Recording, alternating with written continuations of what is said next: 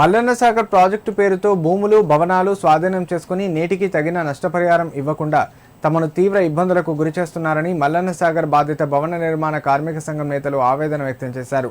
గత ప్రభుత్వం భూమికి భూమి, గుడికి గుడి, బడికి బడి అంటూ హామీలు ఇచ్చి రైతులు, కార్మికులను నమ్మించి భూములు లాక్కుందని ఆరోపించారు. సిద్దిపేట జిల్లా గజ్వేల్ ఆర్డీఓ కార్యాలయంలో జరిగిన ప్రజావాణి కార్యక్రమంలో సిపిఐ గజ్వేల్ నియోజకవర్గ ఇన్ఛార్జ్ శివలింగ కృష్ణ ఆధ్వర్యంలో బాధితులు వినతిపత్రం సమర్పించారు.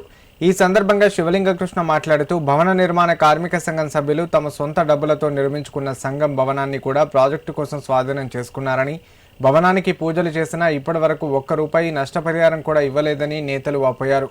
ప్రస్తుతం ఆర్ఎండ్ఆర్ కాలనీలో నివాసం ఉంటున్నప్పటికీ సంఘం కార్యకలాపాలు నిర్వహించేందుకు సొంత భవనం లేక తీవ్ర ఇబ్బందులు పడుతున్నామని తెలిపారు. తమ సంఘానికి ప్రత్యేక భవనం నిర్మించుకునేందుకు ప్రభుత్వం నిధులు కేటాయించాలని, స్వాధీనం చేసుకున్న భూములు, భవనాలకు వెంటనే పూర్తి నష్టపరిహారం చెల్లించాలని వారు డిమాండ్ చేశారు.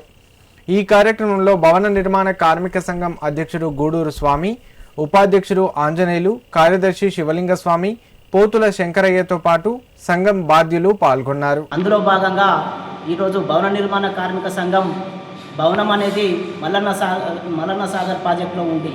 250 గజాలతోని మల్లన్న సాగర్ ప్రాజెక్టులో ఒక భవనము 250 గజాల స్థలంతో సొంత డబ్బులతో కొన్నటువంటి భవన నిర్మాణ కార్మిక సంఘం నాయకులు సొంత డబ్బులతో కొని ఆడ జాగా కొని భవనం కట్టించుకొని అక్కడ సమావేశం ఏర్పాటు చేసుకునేటువంటి సందర్భం ఉండేది.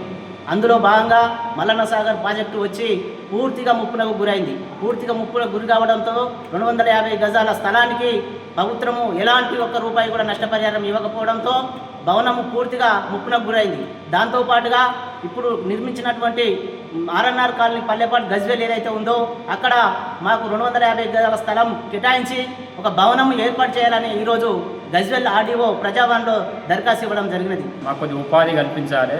అలాగే మాకు అక్కడ మల్లన్న సాగర్లో ఉన్న మాకు అక్కడ 250 గజాలలో మాకు ల్యాండ్ ఉండే, అందులో భవనం ఉండే.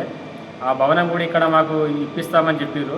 భవనం ప్లాటు కట్టి ఇప్పిస్తామని చెప్పారు. ఇదివరకు ఎట్లాంటిది ఇప్పించలేదు. కావున మాకు ఒక ప్లాటు భవనం కట్టియాలని కోరుతున్నాము. అలాగే మాకు కార్మికులకు ఎక్కడ పోయినా పని దొరకట్లేదు.